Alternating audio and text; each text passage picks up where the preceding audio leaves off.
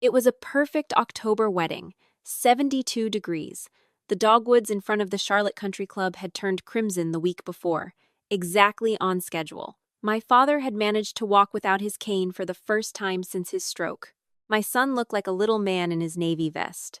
The champagne was a 2015 Veuve Clicquot I had chosen myself. My husband had agreed without tasting, which should have told me something 6 months earlier. And on the AV table behind the DJ booth, 3 feet from where my 8-year-old son was sitting with an iPad in his lap, my husband had set up a projector.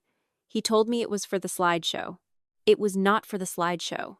The bridal suite smelled like hairspray and magnolia. Diane Cole, 63 years old, widowed at 44, a woman who had raised 2 sons alone and still ironed her own pillowcases every Sunday, was pinning the flower crown into my hair. Her hands shook a little. They hadn't shaken at the rehearsal Thursday night. "I texted you last night," she said. "Did you see it?" "I saw it. I was at Priya's, signing the last of the paperwork. I couldn't call. You didn't call me back this morning." She paused with the 3rd pin halfway in. "I wasn't brave enough. We'll talk tonight, Diane." She nodded.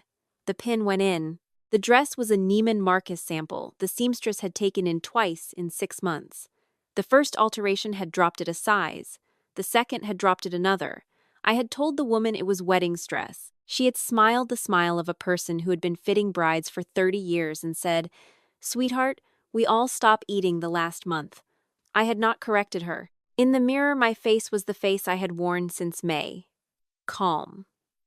The cheekbones, a little sharper than they used to be. The Chanel Rouge Allure on my lips was a shade called Pirate, which I had found funny when I picked it out in August. I still found it funny. The door opened. Megan Vance walked in maid of honor, best friend of 21 years. The woman who had held my hand at Michael's funeral and cried with me at my mother's grave 6 years ago and introduced me to Ethan Cole on a Tuesday afternoon at Dean and DeLuca, like the universe had dropped him in her lap to hand me, sage green dress, Chloe Eau de Parfum. She came up behind me and wrapped her arms around my shoulders. "You look beautiful, Claire. This is your day." Diane went very still for a half-second. Her fingers paused on the 4th pin, then moved on. I let Megan hold me. I held her back. The drawer under the vanity held a handkerchief with the letter M stitched in ivory silk. My mother, 4 months before the ovarian cancer took her, had pressed it into my palm and told me to save it for my second wedding. The first time a woman marries, she marries who she thinks she loves. The second time, she marries who she actually needs. Use this when you cry. I did not take it out. Today was not going to require it. The ballroom was set for 180. White linens, deep red dahlias, gold-rimmed chargers. I walked the floor with Diane at 3:40 a final check before guests arrived, and when we passed the DJ booth, I stopped. Marcus, the DJ, 24 years old with tattoos down both forearms, was coiling an extension cord around his elbow. I handed him a white envelope. $500, Marcus. Tip for excellent service today. And one instruction, if my son brings you an iPad during the reception, step back from the console. That's it. He looked at the envelope. He looked at me. He nodded once and put it in the inside pocket of his vest. "Yes, ma'am." I kept walking. The projector sat on a black AV table beside the DJ booth. A white sheet draped over a parallel cart. Ethan's laptop, closed, beside a remote. I didn't touch any of it. At the back of the ballroom, in a gray suit, talking to my father beside the front row of chairs, was Tom Whitaker. He had flown down from Wilkesboro that morning. He had walked me down the aisle the first time, the best friend of the man I had buried 5 years ago, godfather to the boy now sitting in the front row. Today he was going to sit. In the chair beside my father sat Stan Caldwell, my father's Navy roommate from 1975, retired Charlotte Mecklenburg deputy of 31 years, his oldest living friend. Stan always came to family events. Today was no different. Leo was in the seat behind my father, navy vest, clip-on tie, hair combed flat, an iPad mini balanced on his knees. He saw me and lifted one hand, not a wave, more of an acknowledgement. Daniel Cole came down the aisle from the groom's side and laid his palm on my father's shoulder. "Mr. Bennett, anything you need, sir, you just holler." My father nodded once. Leo didn't smile. Daniel walked back to the AV table, pressed a button on the remote, tucked the remote into the inside pocket of his own vest. The procession began at 4:30. Pachelbel on the string quartet, the usual business. My father tried to stand when I reached the aisle. He had practiced all week. He had sworn to Leo he would walk his daughter down. Daniel rose from the second row before Dad got halfway up, hand on the shoulder again. Gentle, firm. "You rest, sir. I've got her." He let Daniel take my arm. His fingers found my elbow. For 3 seconds we stood linked, and I looked at the red carpet and not at him. Last time this man puts a hand on me. I did not say it. I filed it. We walked. At the altar, Ethan was beaming. 38 years old, 6'2", a jaw I had once found reassuring. Pastor Calloway, a Presbyterian who had buried my mother in 2018, opened his book. "Do you take this man?" "I do." 447. "Do you take this woman?" "I do." The rings, the kiss, applause. A woman at table 9 called out yes, in a voice that cracked. My father clapped with one hand against his thigh. Leo didn't clap, he was watching Ethan's face. Tom Whitaker clapped twice and stopped. Canon in D resumed. We walked back up the aisle, and as I passed Leo's row, I let 2 fingers brush the top of his head. A half second. Nobody else would have caught it. He nodded. The reception opened at 6. The quartet gave way to Marcus, and Etta James began to play. I danced with Ethan. He held me an inch too far, stiff in the shoulders, his eyes over my right ear. We had practiced. We were good at practicing. The father-daughter dance came next. Dad wasn't up for it. I knelt in front of his chair while Marcus played My Girl, and I took both his hands in mine. He leaned close. "You handling this, sweetheart?" "I'm handling it, Daddy." He nodded. His eyes were clear. I had thrown up that morning. I had told Ethan it was food poisoning from the rehearsal dinner shrimp. I had told him that story many times in 6 months. He had believed it every time, because belief was convenient. My plan had 3 branches. The first was that Ethan would yell at me, stand up, accuse me, and sit down. The filing would still go in Monday. I would still win the divorce and the torts. I would miss the assault. That was acceptable. The second branch was that Ethan would project the video he had prepared. I would counter with the iPad on my son's lap. The truth would come out. No violence. Acceptable. The third branch was that Ethan would hit me. I did not want the third branch. The third branch was a gift to the prosecution, unasked for, gratefully received. Leo had not been asked to save me. That mattered.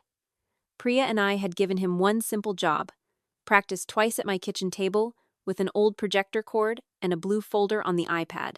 If Ethan played the lie, Leo would take the iPad to Marcus, plug in the cable, and press the folder marked Other Video. Nothing else. No speech. No burden a child should have had to carry. Just one button, because sometimes the smallest hands in a room are the only ones nobody thinks to watch. At 6:12, Ethan stood up at the head table and picked up the cordless microphone. "Before we dance," he said, "I want to say something to my bride." The room quieted.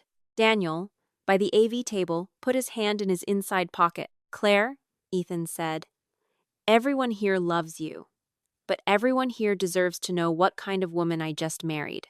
He paused. Ugly pause. The projector clicked on. The white sheet lit up, 10 feet wide. A loft hotel, Charlotte Uptown, 3rd floor hallway, time-stamped the previous Saturday. Me in a cream trench coat. Daniel in a gray suit. Daniel's arms around me.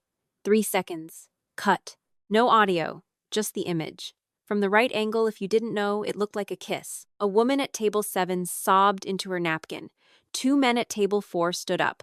One said, distinctly, "Jesus Christ." Megan pressed both hands to her mouth. "Oh my God, Claire! How could you?" Diane came half out of her seat. "Ethan, what are you doing?" My father tried to stand. Daniel was already there.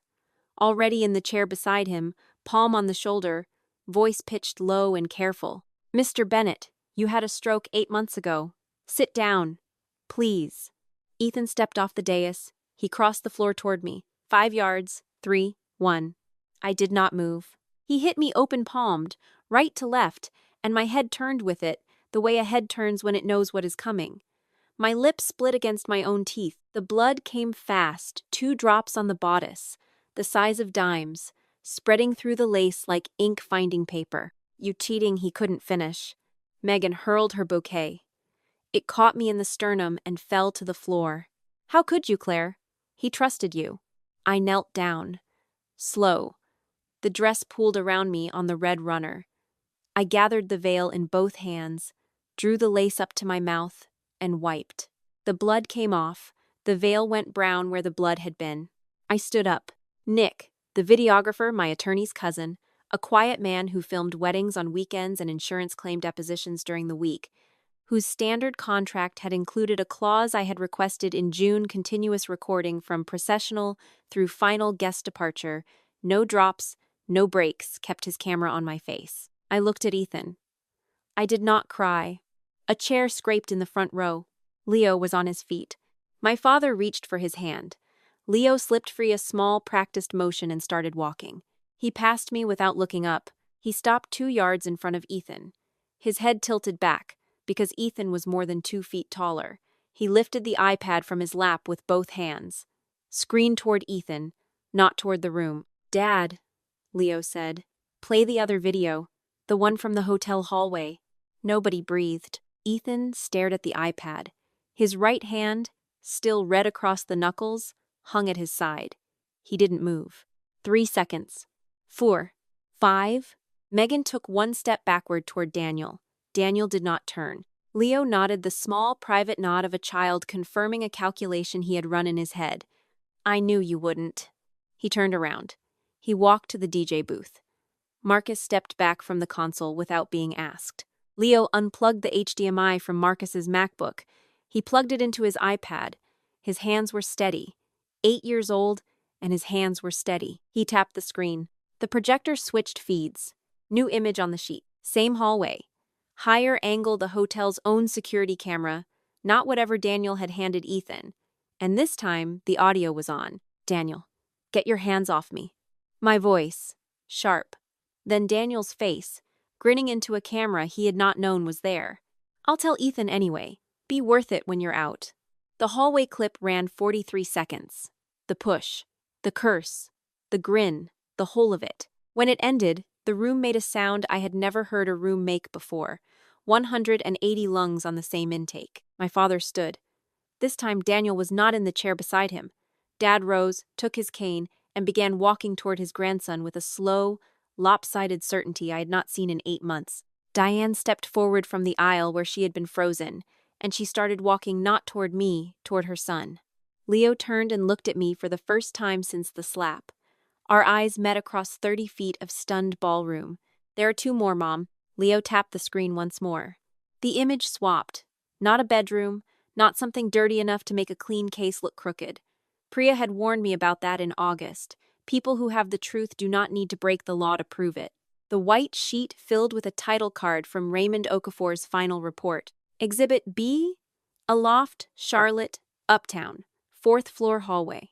The timestamp read Friday, 10:14 p.m., rehearsal dinner night. Ethan stepped out of room 412 inches, a white button-down cuffs rolled to the elbow, his bow tie hanging loose from one hand. Megan came out 9 seconds behind him. Her sage green rehearsal dress was zipped, but one strap had slipped down her shoulder, and her hair had been repinned so badly that even the men in the room understood what they were looking at. The next image was not video. It was a text thread, blown 10 feet wide, pulled from the surveillance package after consented device access, and preserved through counsel. Megan. "After tomorrow, I'm her sister-in-law. 2 years from now, I'm your wife. Ethan." Daniel says we have to wait 2 years. Something in the prenup. I didn't read it. Another slide. Keycard entries. Room 412. Ethan Cole. Megan Vance. 4 hotel dates. Matching parking receipts. Matching elevator footage. A clean chain of custody line ran along the bottom of every exhibit like a seam nobody in that ballroom could pull loose. The hallway footage had come from hotel security after Priya issued a formal preservation letter. The dates had been supported by a housekeeper's affidavit, 31 entries, written in the careful block letters of a woman who cleaned that corridor and noticed things because noticing things kept her employed. No bribes, no closet camera, no shortcut, just people who had told the truth early enough for the truth to be saved. Nobody in the ballroom knew every detail yet. What they knew was that one of them was crying out loud now, and that two couples at table 6 had stood up and begun walking toward the exit without their coats, and that a server by the kitchen door had put down her tray, crossed herself, and followed them. Diane moved. She did not run. She walked the steady, crushed glass walk of a woman who had just understood something that could not be ununderstood, and she stopped in front of the projection and raised one hand to the sheet. That shirt. Her fingers stayed on the fabric. I washed that shirt for you Wednesday. I remember because I ironed the collar wrong. She turned around. Ethan had not moved from where he had stood when I wiped the blood off my mouth. His right hand was still red. His wedding ring caught the uplights. I smelled her perfume on you this morning. I smelled it when I tied your tie. I told myself I was imagining it. She took one step toward him. I wasn't imagining it. Her palm came around flat and open. The sound of it cracked off the glass walls of the ballroom like a dish breaking in the next room. Ethan staggered half a step. His hand went to his jaw. Diane walked back down the dais steps without looking at him again. My father reached me. His cane tapped twice on the runner. He didn't say anything. He just put his free hand between my shoulder blades and left it there. I let him. The room was alive with sound chairs scraping, phones buzzing, a woman at table 9 weeping in the soft, embarrassed way Southern women wept at funerals. Nick was still filming. Nick would be filming until I told him to stop, which I would not be telling him to do. I reached into the place at my thigh where the blue garter sat and pulled out my phone. 16 minutes past 6. 90 minutes since I do. I opened my contacts. One name was pinned at the top. I tapped it. It rang once. Claire. Priya Desai's voice sounded like a woman already sitting with her hand on the file. 8 months ago, she had said 2 roads. 1, we detonate now. You get half. We're done by Thanksgiving. 2, we prepare. You live next to him for 6 months. You eat his breakfast. You let him touch you. You lose weight. You cannot afford to lose. You throw up mornings and tell him it is shrimp, and at the end of it, we take everything. She had asked me if I understood what I was signing on for. I had said prepare. She had poured me a whiskey I did not drink. Go, I said. Filing goes in Monday at 7:30. Assault complaint 9. Press release Tuesday morning. You want Matthews? Yes. Tonight. Good night, Priya. Good night, Claire. I hung up. Ethan was looking at me. His face had gone the color of wet concrete. 6 months? You knew for 6 months? I didn't answer him. I turned my phone so the screen faced him and opened a forwarded email. Raymond Okafor. Subject line, Final Report Surveillance Package. I held it at arm's length until he could focus. Enclosed, please find the final surveillance package. Summary. Photographs, 312. Videos, 6. Hotel check-ins documented, 9. Locations, Aloft Charlotte Uptown. 4. Marriott South Park. 3. Asheville Airbnb. 2. Text screenshots from consented device access, 71. Surveillance period. 5 months. Ethan read it. His eyes stopped. Who is Raymond Okafor? A retired FBI agent. I hired him in May. Daniel spoke for the first time since Leo had walked to the DJ booth. You hired a PI. He laughed a tight, airless sound. Jesus, Claire. This is...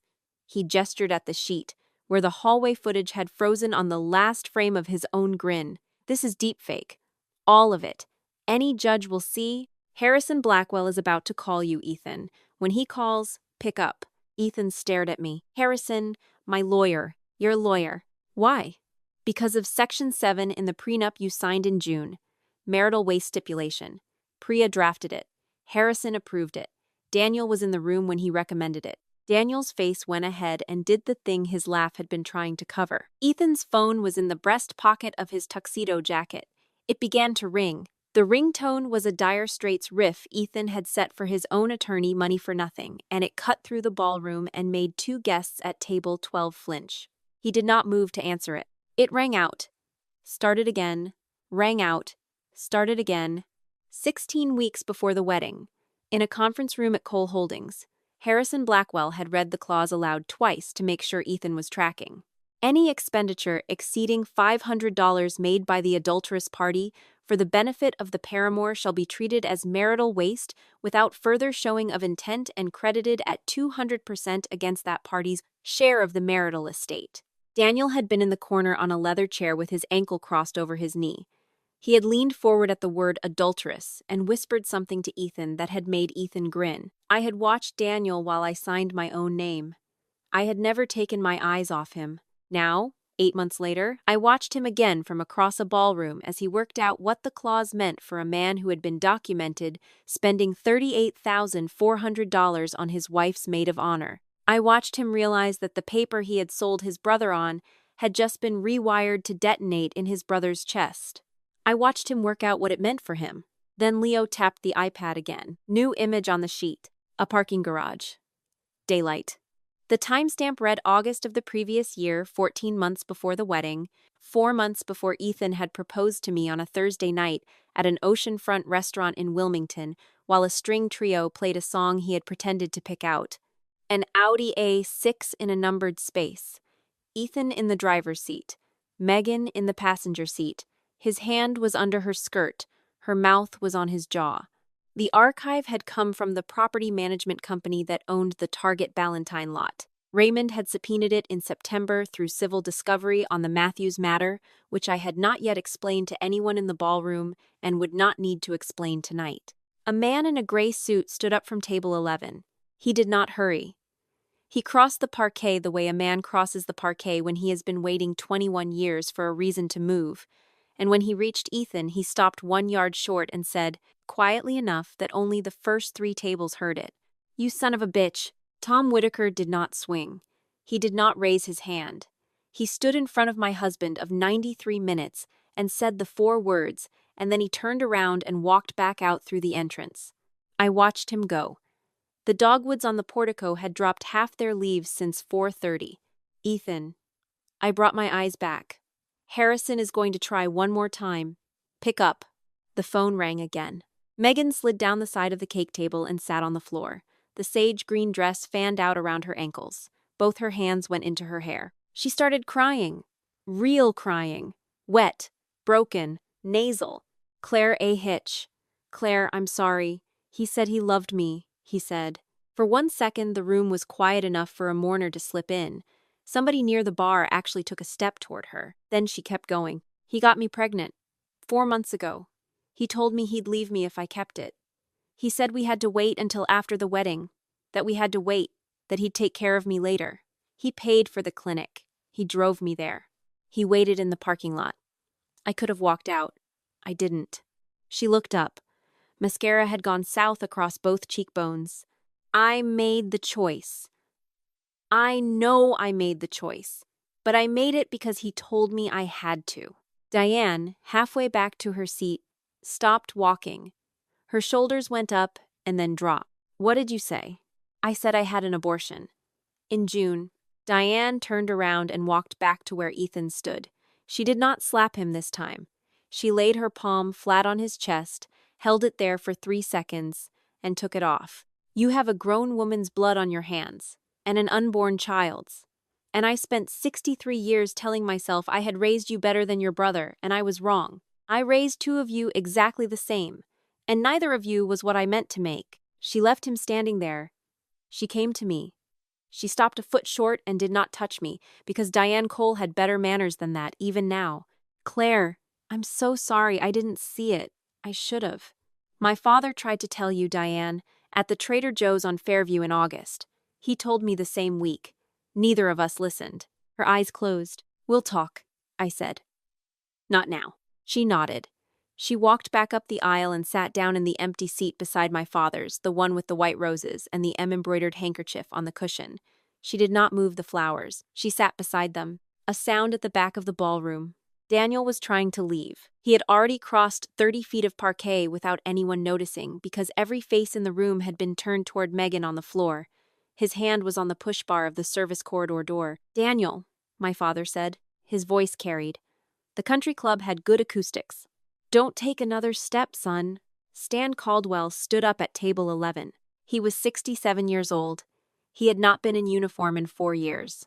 He walked across the parquet at the same pace he had walked into bars on Friday nights in Plaza Midwood for 31 years, the pace of a man who had learned, young, that running changed the encounter and walking did not. He stopped 6 feet short of Daniel and did not speak for 4 seconds. Son, Daniel turned his head. Sit back down. There's a conversation coming you want to be here for. Daniel looked at the push bar. He looked at his mother, sitting beside my dead mother's handkerchief. He looked at his brother, sitting with both hands on the edge of a chair. He looked at me. I looked back at him. He took his hand off the bar. He sat down in the chair nearest the service corridor. Stan did not move from where he was standing for the next 11 minutes. I walked to the dais. The cordless microphone was on the floor where Ethan had dropped it. The foam head was still warm. I held it at my side for a count of 3. Then I raised it. Ladies and gentlemen, the room turned. I'm sorry for the disruption. The cake is still here. The champagne is still here. If you would like to stay, please stay. If you would like to go, please go. Nobody will think less of you either way. I took a breath. Short, audible. The bride needs to make a few more phone calls. And then she is going to the police. I lowered the mic. My father came up beside me without the cane he had left it at the chair and gave me his arm the way he had not been able to an hour and 47 minutes before. Leo stepped between us and took my other hand. His palm was warm and dry. We walked. The 3 of us moved through the parted crowd toward the double doors, a man with an old man's balance, a boy with a man's composure, a woman in a wedding dress with 2 dime-sized stains on the bodice. Stan Caldwell followed 3 paces behind without looking at Daniel, who had not moved from the chair. Ethan was still standing where I had left him. He spoke once to my back. 6 months. You lay next to me for 6 months and you knew. I stopped. I did not turn all the way. I turned just enough for the angle of my jaw to catch the uplights. You lay next to me for 18. We are not even. You still owe me 12. Nick's camera was 6 feet behind us. It caught the line clean. The double doors swung open. Cool October air came in off the portico-cut grass, old brick, the late last heat of a Carolina autumn. Somewhere past the valet stand, a car engine turned over. Ethan sat down hard in the chair Megan had been sitting in before she slid to the floor. He put his face in his hands. Behind him on the white sheet, the frozen image of a parking garage in August was still lit, his own hand under a sage-green skirt, his own mouth on a jaw that was not mine. Diane reached up without looking and pulled the power strip out of the wall. The projector cycled down with a soft whine. The sheet went dark. Leo, halfway through the doors with his hand in mine, glanced back once. Mom. Yeah, bud. I'm hungry. My father laughed. It came out as a rough, wet sound he had not made in a year. Then let's get you a hamburger, son. We crossed the portico. The valet brought my father's car around a 10-year-old Buick LaCrosse he refused to replace, and the 4 of us got in. Stan in the passenger seat, my father and Leo in the back with the iPad flat on the bench between them, me behind the wheel in a dress I was never going to wear again. I started the engine. In the rear view, the doors of the Charlotte Country Club stood open. A woman in a lavender dress was helping an older woman in pearls down the steps. Nobody was laughing. Nobody was dancing. I pulled out onto Carmel Road and drove toward the police station. In the back seat, Leo opened the iPad and started closing files. The Charlotte-Mecklenburg Police Department on East Trade Street was open at 10:17 on a Saturday night, the way police stations were always open, fluorescent, indifferent, smelling faintly of old coffee and whatever cleaner they used on the linoleum. The desk sergeant looked up at the 4 of us, the bride, the boy, the old man, and the older man in the Navy veteran's ball cap, and did not blink. Ma'am, I need to file an assault complaint. My husband. Tonight.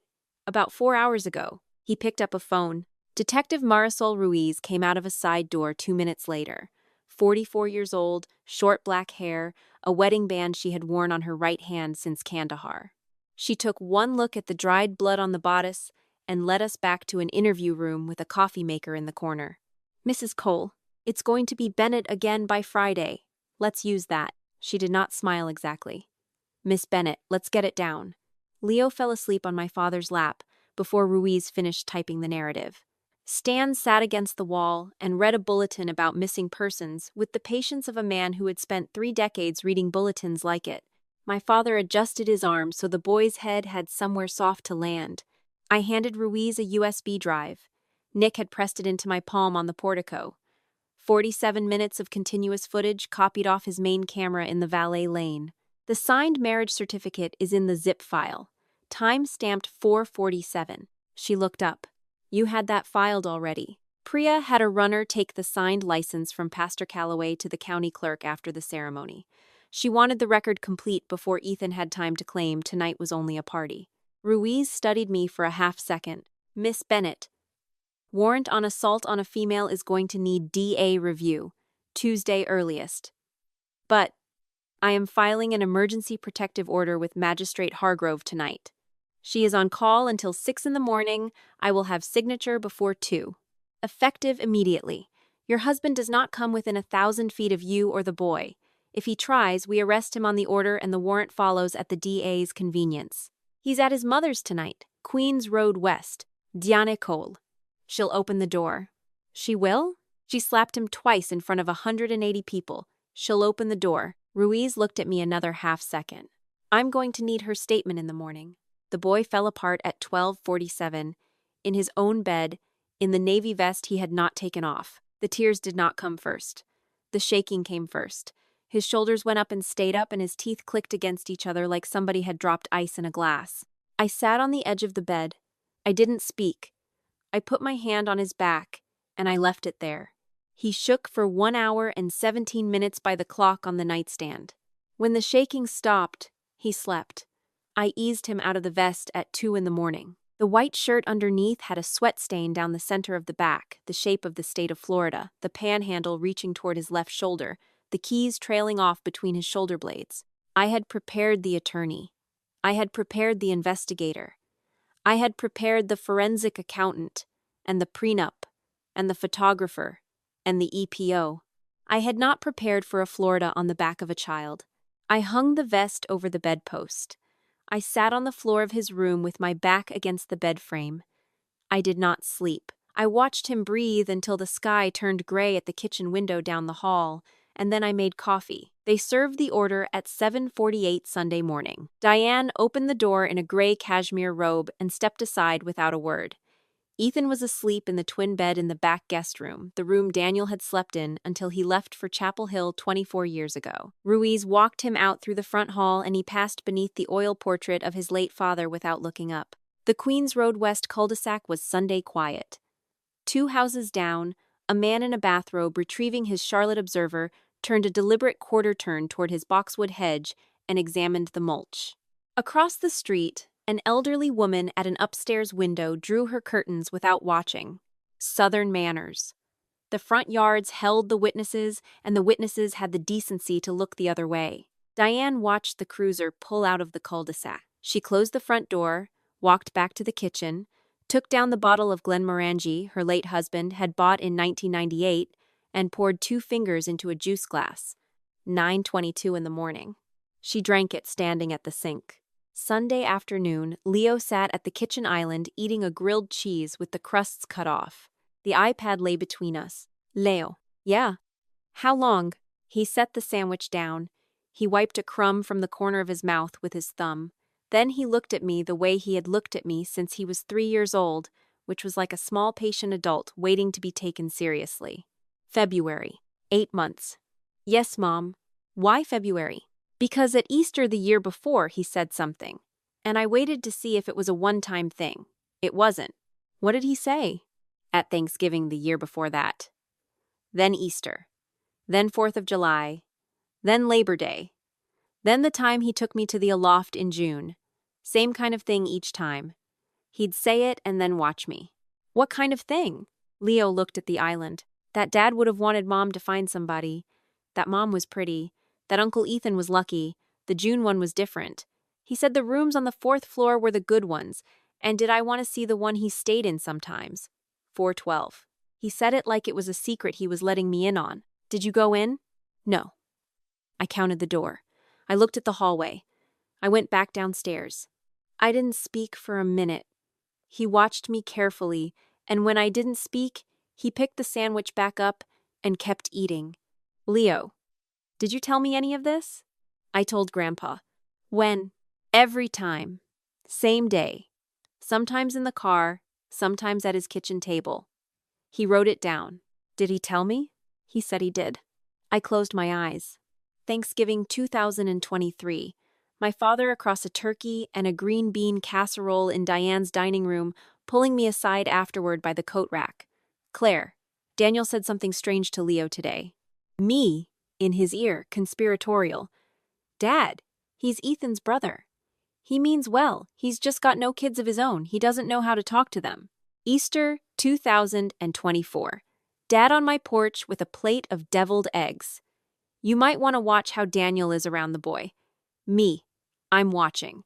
I never leave Leo alone with him for more than 2 minutes at family things. I've got it. June. Dad on the phone after the Aloft lunch. Why did Daniel take Leo to a hotel? Me. Ethan was meeting a client. Daniel showed Leo the pool. It's fine. Every time I had been exactly right about 2 minutes. Leo had never been alone with Daniel longer than that. I had monitored. I had been the kind of mother who knew where her child was at family gatherings to the second. I had just not believed a man who didn't touch my child could still be a threat to him. Leo. Yeah. I owe Grandpa an apology. He said you'd get there. I got up from the stool, I walked around the island and I sat down next to him, and I put my forehead against his temple, and I stayed there while he finished his sandwich. He didn't stop eating. He patted my knee with his free hand, the same economical pat he had given my father's hospital bed last spring, and he let me cry on the shoulder of his Sunday school polo. I cried for 4.5 minutes by the kitchen clock. When I stopped, he said, I saved you some pickle. I ate the pickle. Later that afternoon, my father drove over in the Buick. He brought a small black moleskine notebook, the one he called the family book, the one he had kept since the month my mother died. He set it on the kitchen table without ceremony and pushed it across to me. 5 entries, each a single page. The date, the occasion, the sentence Daniel had said to Leo, and my father's handwritten assessment in the last line. 3 of the 5 assessments were the same 2 words. Watch him. I'll get it to Priya tomorrow, I said. She'll want it. She said it's not trial evidence. Hearsay. Didn't write it for trial, sweetheart. I wrote it so I wouldn't forget. He took the notebook back. He put it inside his coat. Wednesday morning, 10:12, First Presbyterian Church of Charlotte. Megan sat across a conference table from Reverend Samuel Morrison, Board Chair Elizabeth Sutton, and me. The contract lay face up between us, Clause 17 highlighted in yellow. Moral turpitude. Termination for cause. Effective immediately. Megan's eyes were raw. Claire? Miss Vance. Elizabeth Sutton had the quiet, formal Charlotte cadence of old money that had never raised its voice because it had never needed to. You coordinated the Patterson vow renewal in this sanctuary in July. You stood at the back of that ceremony while Mr. and Mrs. Patterson reaffirmed their marriage of 31 years. At that time, you were sexually involved with the husband of your closest friend.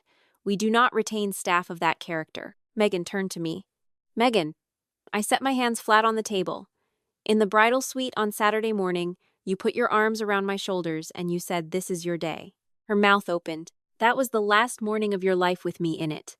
This morning is the first morning of the rest of your life without me. You have about 40 years left. I suggest you get used to it. I stood up. I nodded to Reverend Morrison and to Elizabeth Sutton. I walked out of the conference room, down the carpeted hallway past the Sunday school bulletin board, and out through the glass doors into the parking lot where a magnolia was dropping its last brown leaves. I sat in the car 3 minutes before I turned the key. I did not cry. Not for her. Thursday afternoon, Priya called from her office. Karen closed the forensic on the brother. $47,000 in 8 tranches, from his personal account to a woman named Jennifer Matthews. Of the Matthews. Robert Matthews' wife. Yes. How long? 8 months. Call it March. I set the dish towel on the counter and walked out to the front porch because the line would be clearer outside. Priya, Claire, set the meeting. Today, if he's in town, he's in town. He always is on Thursdays. Bring Karen. Bring the binder. I'll drive. We met Robert Matthews at 3 o'clock in his study on Providence Road. 58 years old, silver hair, a needlepoint footstool his wife had made him during their engagement in 1988. He received us in a navy cardigan and reading glasses and did not get up. He read Karen Whitmore's summary for 4 minutes. He read the bank exhibits for another 6. He read the 3 parking deck photographs, last the ones Raymond had folded into a separate manila file marked Peripheral Matthews Discovery. When he closed the binder, he took off his reading glasses and set them on top of it. Claire. Mr. Matthews. I'll handle it from here. Yes, sir. He stood up. He shook Priya's hand. He shook Karen's. When he got to me, he didn't shake. He put both his hands over mine, the way a man at a funeral clasps the hand of a widow he grew up with. Your mother would be proud of you. Thank you, sir. Michael would be proud of you. I didn't trust my throat on that one. I nodded. By Friday noon, Robert had retained his own counsel and filed against Daniel Cole in Mecklenburg County for an amount the Charlotte Business Journal would later describe as undisclosed but understood to be substantial. By Friday evening, Robert had withdrawn from a joint venture with Cole Holdings that represented 31% of its active portfolio. The deal had been papering for 6 months. It died in a 4-line email with no signature block. By Saturday morning, the Business Journal had run the story above the fold online. Cole Air faces financial fallout as principal partner exits joint venture. By Saturday night, Daniel was pounding on my front door. 10:41. I did not get up from the couch.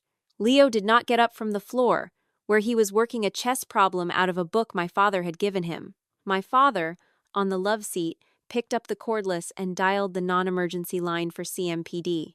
Yes, ma'am. This is Walter Bennett at 1108 Sedgwood. There is an intoxicated male pounding on my daughter's door. Name is Daniel Cole. Pause. Yes, ma'am. The Daniel Cole from the paper. The cruiser arrived in 6 minutes. 2 officers walked Daniel out through the sedum bed my mother had planted the spring before she died, and I watched his foot crush a clump of creeping thyme through the slatted blinds. He spent the night in a drunk tank on East 4th. When they released him at 7 Sunday morning, he did not raise his voice. He did not raise his hands. Michael Hayes was my best friend. Claire is my sister. I will be watching you for the rest of your life. Daniel did not answer. He got in his rental car. He drove away. Tom got in his truck and drove to my house for Sunday brunch, which my father was cooking, and he stayed for 3 hours and played 4 games of chess with Leo and lost all 4. My father had his second stroke Tuesday night. The neurologist at Carolinas Medical said it was the cumulative stress, said he had seen it before in the fathers of brides whose weddings went badly, though he had, the doctor admitted with a thin professional smile, not seen a wedding go quite this badly. My father came out of it with the left side of his face softer than the right and his speech slower by a beat, 70% recovery over 6 months. He would walk again, he would drive again, he would not regain the full use of his left hand. I sat with him Thursday morning while Leo was at school. Claire. Dad. I've been writing down Daniel for 8 months. I know. The doctor said it was the stress. I know, Dad. Claire. Yes, sir. I chose the risk. You need to understand that. I chose it. His right hand closed over mine. Weak. Not wrong. Sweetheart, I already lost your mother. I wasn't going to lose you. 1 stroke is the bill. I can cover it. He turned his face toward the window. The right eye worked. A tear came out of it and ran into the pillow. Leo came in from school at 3 with his backpack and a paper airplane he had folded in 6th period math. He climbed onto the hospital bed without asking, lay down beside his grandfather, and put his hand in his grandfather's hand, and didn't say anything for a long time. 3 generations. 1 bed. 1 October afternoon. Nobody needed to say a word.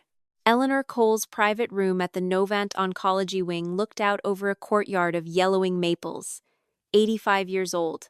91 pounds. 6 weeks, maybe 8, and she had known it since August.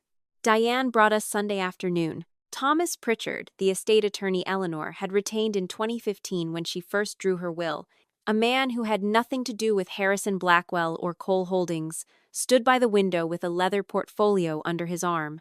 2 witnesses sat in chairs against the far wall, a charge nurse and a hospital social worker. The geriatric neurologist who had signed off on Eleanor's capacity evaluation the previous Wednesday stood in the doorway with her hands folded.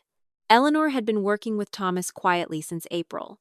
The drafts were prepared, the witnesses were scheduled, the only thing that had to happen Sunday afternoon was the signature. She looked at Leo. "Come here, son."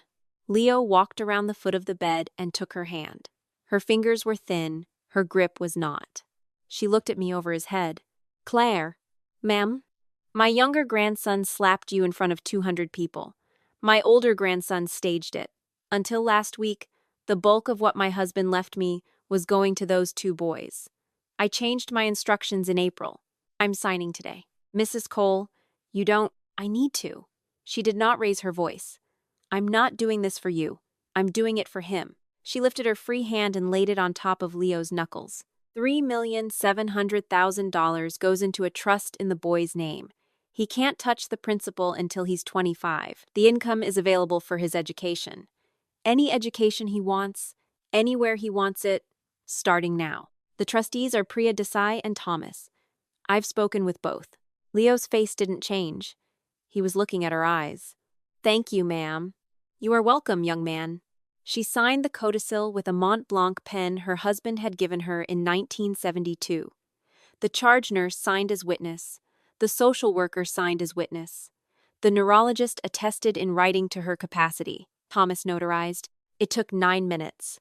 Eleanor Cole died 14 days later, on a Sunday morning, with Diane holding one hand and an African-American nurse named Letitia holding the other. The Charlotte Observer ran her obituary on page B3 the following Wednesday. The codicil was filed in probate the Tuesday after that. It was never contested. It could not have been.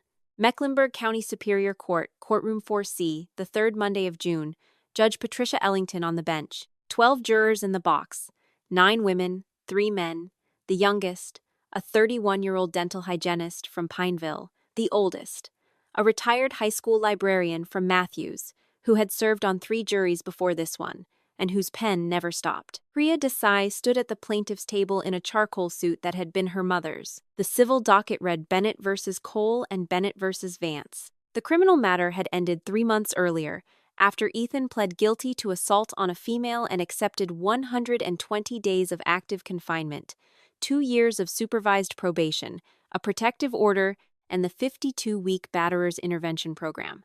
Today was not about whether he had hit me. Today was about what the hit had cost, what the affair had cost, and what a jury of 12 strangers would be willing to name out loud. The first exhibit went up on the 60-inch monitor bolted to the wall facing the jury box. 47 minutes of continuous footage, beginning at 6:09 on the evening of October 12th. The jury watched it. The foreperson, the librarian from Matthews, wrote 3 lines in her notebook during the slap.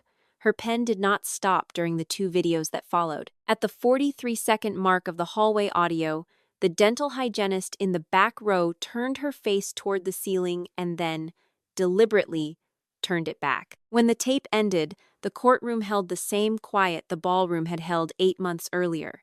Different quiet. Colder. Ethan's counsel of record was Dylan Prestwick, his 4th attorney since November. Harrison Blackwell had filed a motion to withdraw in early December, citing a single on-record line undersigned counsel's area of specialization is estate planning. "This matter requires criminal defense representation of a caliber I cannot ethically provide." Ellington had granted it. Ethan had retained Prestwick the following week, fired him over Christmas, cycled through 2 more over the winter, and returned to Prestwick in May because no one else would take the file. Prestwick rose to cross-examine Raymond Okafor on the surveillance log. He got 31 minutes in before Ellington cut him off. "Mr. Prestwick, the witness's credentials are unchallenged. The chain of custody is unchallenged. Your client stipulated to the accuracy of the locations in his deposition. Move on or sit down." Prestwick sat. On day 6, Diane Cole took the stand for the plaintiff. She wore black. No jewelry except the wedding ring she had not taken off. Priya asked her 3 questions. "Mrs. Cole, did you launder your son Ethan's white dress shirt on Wednesday, October 9th of last year?" "I did." "Did you smell perfume on the collar of your son's tuxedo on the morning of October 12th when you helped him with his tie?" "I did." "Did you recognize the perfume?" Diane looked across the courtroom at Megan. Megan did not look back. "I had bought it for the defendant, Megan Vance, at Belk's in South Park for her birthday in June of the previous year. It was Chloé Eau de Parfum. I recognized it because I had been smelling it on my son's shirts for more than a year." Prestwick did not cross. Megan took the stand on day 11. Her attorney had advised against it. She insisted. Her attorney made a record of the disagreement and ran her through direct examination as if he were reading off a gas station receipt. Priya cross-examined for 19 minutes. By the 18th minute, Megan was crying. At the 19th, Priya asked her the last question. Miss Vance, on the morning of October 12th, in the bridal suite of the Charlotte Country Club, did you embrace the plaintiff and say the words, "This is your day"? Yes. Was the plaintiff's husband the man with whom you had been engaged in sexual relations for approximately 19 months as of that morning present in your thoughts when you spoke those words? A long pause. Yes. No further questions, Your Honor. The jury retired at 2:14 on the afternoon of day 15. They were back at 4:06. Judge Ellington read the civil verdicts in the order Priya had requested. Civil assault damages against Ethan Richard Cole, $115,000 to the plaintiff. Bennett versus Cole. Divorce granted on the grounds of adultery, proved by clear and convincing evidence. Equitable distribution. 58% to the plaintiff, 42% to the defendant. The deviation from equal division was justified on the record by the court-proven marital infidelity, documented dissipation credited under the parties' own prenuptial marital waste stipulation, concealment of $180,000 in a Delaware entity restored to the marital estate, and the plaintiff's uncompensated design work in the marital residence valued by expert witness at $41,200. The Myers Park house was ordered sold. Net equity of $620,000 to be split on the distribution ratio. Ethan's share, $260,400 gross, was reduced by the $76,800 dissipation credit and the $115,000 civil assault judgment before disbursement, leaving a net of $68,600 to be collected through liens, garnishment, and every other lawful mechanism Priya had already explained to me twice. Spousal support permanently barred. No children of the marriage. Bennett versus Vance, alienation of affection. Jury verdict for the plaintiff in the amount of $725,000. Bennett versus Vance, criminal conversation. Jury verdict for the plaintiff in the amount of $285,000. Bennett versus Vance, punitive damages. $140,000. For the bouquet, Priya had put it to the jury in closing.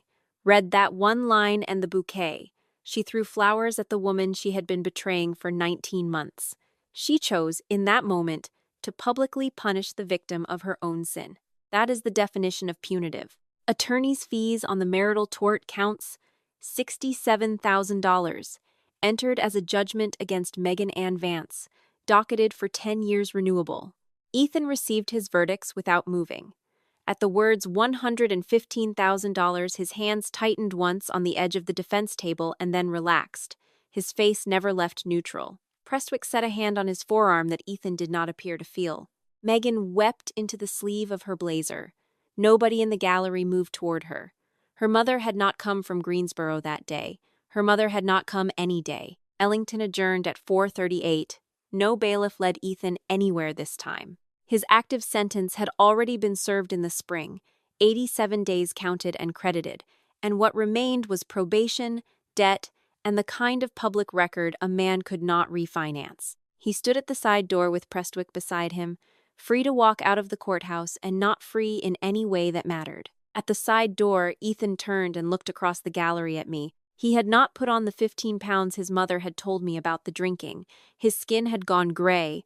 His eyes stayed red. His hands shook enough that Prestwick had stopped asking him to handle the exhibits by February. The gray suit didn't fit anymore, loose at the shoulders, tight at the gut, the tie sitting crooked in a way his father would have corrected at the front door on a Sunday morning in 1996. I was sitting between Priya and my father. Walter had his cane across his lap. Leo was in school. We had agreed he would not be present for the verdict. Diane Cole sat 2 rows behind us, the closest she had allowed herself to come to me in open court, and a distance she had measured with care. Ethan found my eyes. Claire. Priya put her hand on my forearm. I shook my head once. She took her hand back. You knew for 6 months. I did. You lay next to me for 6 months, and you knew. I stood up. The courtroom was emptying slowly. Most people had turned to watch. Ellington had not yet left the bench. She was making notes on the docket sheet with the practiced deftness of a woman who had been a judge for 19 years. I walked to the rail that separated the gallery from the well of the court. I did not cross it. Ethan was 3 yards on the other side, held loosely by the elbow by a deputy who was also practicing deafness. You lay next to me for 18 months and you knew. We were never going to be even, Ethan. But as of this afternoon, you are down about $5 million, 120 days of your life, and the ability to ever call yourself an innocent man in a North Carolina courtroom. I'd call that a reasonable down payment. I turned around. I walked back to my father. The deputy took Ethan out. Diane Cole, 2 rows back, lifted her eyes from the hem of her black skirt and met mine as I passed. She nodded. I nodded back. At the back of the gallery, against the wall, Tom Whitaker stood with his hat in his hand. He had driven down from Wilkesboro that morning. In his left arm, he held a dogwood sapling in a black nursery pot, 4 feet of young trunk. Leaves just beginning to come in green at the tips. A cutting he had rooted the previous winter from the tree my dead husband had planted in Tom's front yard the summer Leo was born. He walked up the center aisle, and he set the pot on the bench beside me without a word. Michael's tree. I remember. Planted in March. Ground's too hard now. It'll take. I know, Tom. He nodded once. He put his hat back on.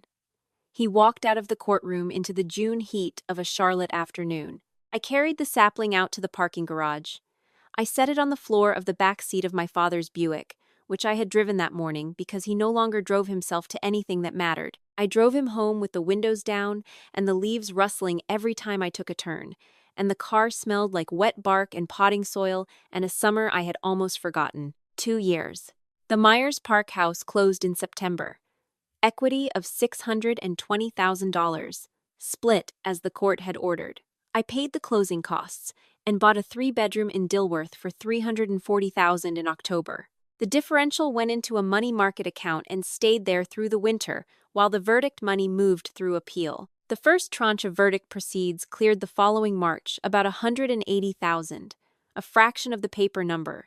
The rest tied up in appellate review Priya estimated would run 18 months. I took a quarter of it and I opened Hayes Design Studio on Camden Road in South End in a brick warehouse with exposed rafters that had been a bicycle shop, and before that a bakery, and before that, according to the oldest records, a stable. I kept the iron stable hooks on the south wall because a client from Myers Park took one look at them and wrote a $12,000 deposit check for a nursery project without negotiating. 3 employees, 2 junior designers and a bookkeeper. I did the client work. Leo was 10. He played chess in a tournament circuit that traveled on weekends Raleigh, Greensboro, Asheville, once as far as Roanoke. He came home from a tournament in May with a second-place trophy and a slight smile and the information that he had won the second-place game against a 13-year-old. He did not elaborate. He put the trophy on the shelf above his desk next to the first-place trophy from February and did his homework before dinner. My father was 68. He had regained 65% of his left hand, which he said was plenty for holding a coffee cup. He lived in a 1-bedroom at a retirement community in Dilworth, 2 minutes from my house. He ate dinner with Leo and me every Wednesday. He read the Charlotte Observer front to back every morning. Diane Cole changed her surname back to Fletcher, her maiden name, and moved to Wilmington to live near her younger sister, an oceanographer at UNC Wilmington who had never married. Diane sent Leo a card on his birthday each year. Inside each card, in her precise Catholic school hand, "You are a good boy. Your grandmother loves you." I did not return the cards. Leo kept them in a cigar box under his bed. Ethan served 87 days on good behavior. He relocated to Raleigh and took a position as an assistant manager at an AutoZone on Capitol Boulevard. He wrote me one letter, which arrived at my studio in a plain white envelope with a return address in printed block letters. I did not open it. I dropped it into the industrial shredder under the bookkeeper's desk, and I never told anyone, not even Priya. Megan Vance filed for Chapter 7 inches the Western District of North Carolina, which the court denied on the grounds that willful torts are non-dischargeable in bankruptcy. She left the state. Last I knew, from the debt collector's quarterly report Priya forwarded me, Megan was working as a server at a seafood restaurant in Tampa, and 25% of her wages were being garnished pursuant to the Mecklenburg County judgment. Priya renewed the judgment every 10 years, she said, as a matter of professional habit. At the current rate of collection, Meghan might clear half of it before she retired. Daniel Cole was convicted of tax evasion in federal court in the Western District, sentenced to 14 months at the Federal Correctional Institution at Butner, and was currently serving that sentence. His wife filed for divorce 2 weeks after the conviction. Their house in Dilworth sold at a loss. Tom Whitaker still sent Leo a Christmas gift every December, a fountain pen engraved with the initials M.H. The boy kept the pens in the same cigar box as the birthday cards. The dogwood Tom had brought to the courthouse went into the front yard of the Dilworth house on the 15th of March, 2 weeks after Leo's 9th birthday. 18 months later, it was 7 feet tall, and it bloomed the first week of April, exactly 1 week after the trees in front of the Charlotte Country Club finished theirs, the way dogwoods sometimes did when the roots remembered a cooler yard somewhere north. The neighbors on Queens Road West on the morning Ethan was arrested, the man with the Observer, the woman at the upstairs window. I never knew their names. I didn't need to. Southern manners were manners. They were not loyalty. A Saturday afternoon in October. 2 years and 6 days after the wedding. The kitchen smelled like roast chicken and rosemary and a cake that Leo had asked me to make because he had decided my cooking improved when he asked for baked goods, a theory he defended with the assurance of a child who had recently discovered the word hypothesis. Walter sat at the kitchen table with the Observer spread in front of him, reading glasses halfway down his nose. Claire? Yeah, Daddy. Do you ever regret the 6 months? I was at the counter slicing an onion. I set the knife flat and rested my palms on either side of the cutting board, and I looked out the window over the sink at the dogwood in the front yard, which had finished blooming a week later than the ones at the country club, the way it always did.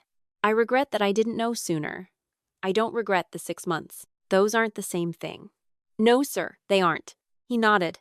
He turned a page. Leo came down the stairs in sock feet, with his chess notation book under one arm. Mom. Yeah, bud. What's for dinner? Chicken, potatoes. Grandpa wants a salad. I want pudding. You have pudding. Okay. He climbed up on the stool at the counter, and he opened the notation book, and he started copying the moves of a game he had lost the week before in Greensboro. His pencil made a small, steady sound against the paper. I went back to the onion. My mother, on a February afternoon in 2018 inches a hospital bed in Matthews, had held the handkerchief with my initial on it in both hands and told me, "You love too much, baby. One day you're going to have to love a little less, so you can see a little more." She had not told me whether I would like what I saw. I finished the onion. I put it in the pan with the butter and the garlic, and I listened to it hiss. The dogwood outside the window had dropped its leaves. The November wind was rising in the pines at the back of the yard. The sun, at 4:12 on a Saturday afternoon, came in through the kitchen window at an angle my mother had loved. Leo lifted his head. Mom? Yeah. Nothing. I just wanted to say Mom. Okay, but. Okay. He went back to the notation book. I went back to the pan. My father turned another page. If you are listening to this, and something in the middle of you has gone still, you already know the part I have not said out loud. You know because you have lived some version of it. Maybe he has not hit you. Maybe she has not thrown flowers at your chest in front of 200 people. Maybe your father has not fallen beside you while the man you were about to marry projected a lie onto a white wall for a wedding crowd to see. But you know the quiet before. You know the shape of the 6 months when your body starts losing weight you cannot afford to lose. When you throw up in the morning and call it food poisoning. When you smile at a woman who is sleeping with your husband and you hold her like she is still your sister. You know the part where the people who love you, your father, your son, the neighbor at the grocery store try to tell you something, and you answer with the sentence you have been trained your whole life to answer with. I've got it. I'm handling it. He means well. And you do not yet know how much that sentence is going to cost you. Here is what I want you to take from this, and I want you to take it plain, because I am not going to dress it up for you. Love does not make anyone safe. Loyalty does not make anyone safe. Forgiving people before they have stopped hurting you does not make anyone safe. The only thing that makes you safe is the willingness to believe what you are already seeing. Your father at the grocery store parking lot saw it. Your 8-year-old counted the hotel room numbers and knew. The perfume on the collar was never imaginary. You knew the morning you threw up and called it shrimp, You knew the afternoon the seamstress took in the dress the second time.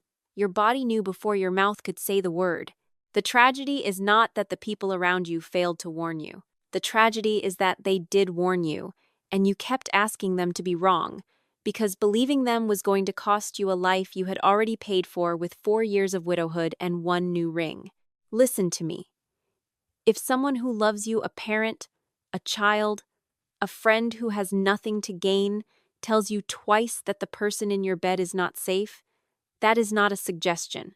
That is a second chance you will not get a third of. You do not owe your marriage your sight.